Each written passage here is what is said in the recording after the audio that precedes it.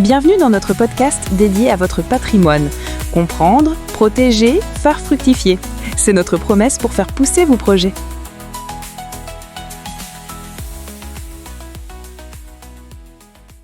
Bonjour et bienvenue dans notre podcast financier du jour. Je suis François, gestionnaire de patrimoine depuis plus de 15 ans. Aujourd'hui, nous allons aborder un sujet qui intéresse de nombreux investisseurs. Faut-il privilégier un ETF monde ou opter pour des ETF spécialisés par région ? Bonjour François et bonjour à tous nos auditeurs. Je suis Laure, journaliste économique. C'est un vrai débat que nous avons là et j'ai hâte d'explorer cette question avec vous.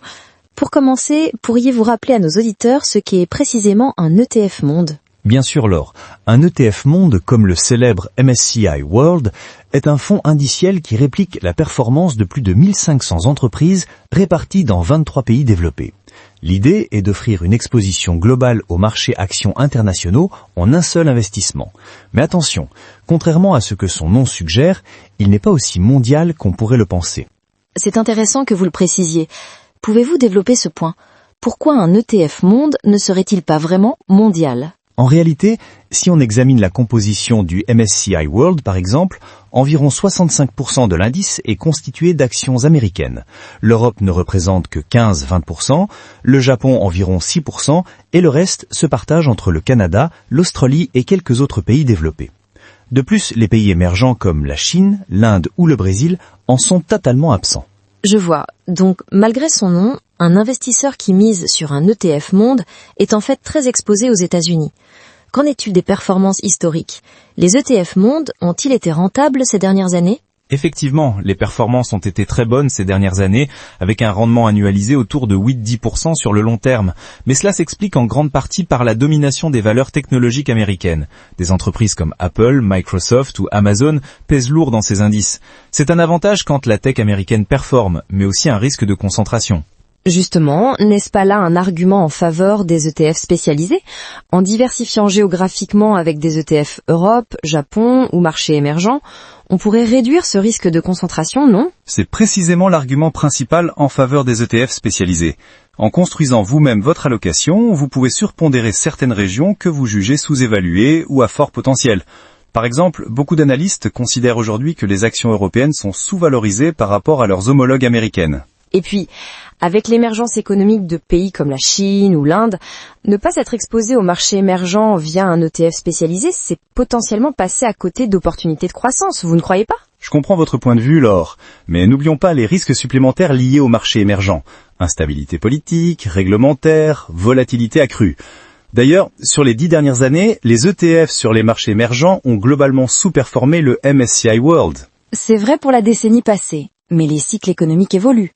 Et si on entre dans une période où les États-Unis ralentissent tandis que d'autres régions accélèrent, la diversification géographique ne serait-elle pas alors un atout majeur ? Vous avez raison sur ce point. Je pense qu'il faut distinguer deux approches, celle de l'investisseur débutant qui cherche la simplicité et celle de l'investisseur plus expérimenté qui souhaite affiner sa stratégie. Pour le premier, un ETF monde reste une excellente base, même avec ses imperfections. Pour le second, combiner un ETF monde avec des ETF spécialisés peut effectivement être pertinent. Parlons maintenant des frais. Est-ce que multiplier les ETF ne risque pas d'augmenter le coût global pour l'investisseur ? C'est une considération importante. Un ETF monde comme le CW8 d'Amundi affiche des frais très bas, autour de 0,12% par an. Si vous construisez un portefeuille avec 4 ou 5 ETF spécialisés, le coût total pourrait grimper à 0,50-0,70% annuellement. Sur le long terme, cette différence n'est pas négligeable. Certes, mais si cette diversification permet d'obtenir une meilleure performance ou de réduire la volatilité, le surcoût peut valoir la peine, non ? En théorie, oui, mais en pratique, battre le marché sur le long terme reste très difficile, même pour les professionnels. Et l'approche multi-ETF nécessite aussi un rééquilibrage régulier du portefeuille, ce qui demande du temps et peut générer des frais supplémentaires. Une question que se posent beaucoup de nos auditeurs. Quelle serait selon vous la répartition idéale si on opte pour des ETF spécialisés plutôt qu'un ETF monde ? Il n'existe pas de répartition universelle, mais pour un investisseur européen, je suggérais comme base 40-45% sur l'Amérique du Nord, 30-35% sur l'Europe, 10-15% sur l'Asie-Pacifique développée et 10-15% sur les marchés émergents. Cette allocation est plus équilibrée géographiquement que celle du MSCI World. Cette approche semble cohérente, bien que je serais personnellement tentée d'augmenter légèrement la part des marchés émergents pour capter leur potentiel de croissance supérieur. Mais j'imagine que cela dépend aussi du profil de risque de chaque investisseur. Absolument, et c'est là tout l'intérêt des ETF spécialisés. Ils permettent de personnaliser son exposition selon ses convictions et sa tolérance au risque. Un investisseur plus agressif pourrait effectivement surpondérer les émergents, tandis qu'un profil plus prudent privilégiera les marchés développés. Pour conclure ce débat passionnant, pourriez-vous nous donner votre recommandation finale ? ETF monde ou ETF spécialisé ? Ma recommandation serait la suivante. Pour un investisseur débutant ou qui souhaite une solution simple, commencez par un ETF monde. C'est déjà une excellente diversification par rapport à l'achat d'actions individuelles.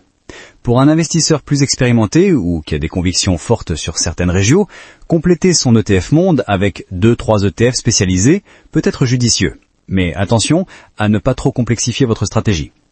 C'est un conseil équilibré qui reflète bien les nuances de ce débat. Personnellement, je pencherais davantage vers l'approche multi-ETF pour sa flexibilité, mais je reconnais que la simplicité d'un ETF monde a aussi ses avantages, surtout pour ceux qui débutent en bourse.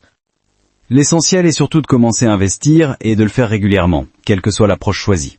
La régularité et la patience sont les clés du succès en bourse. Excellente conclusion, François. Merci beaucoup pour ces éclairages pertinents.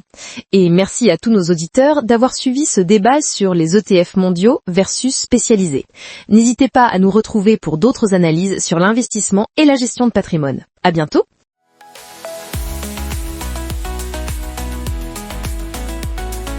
Vous écoutiez notre podcast qui vous aide à comprendre, protéger et faire grandir votre patrimoine. À très bientôt pour un nouvel épisode.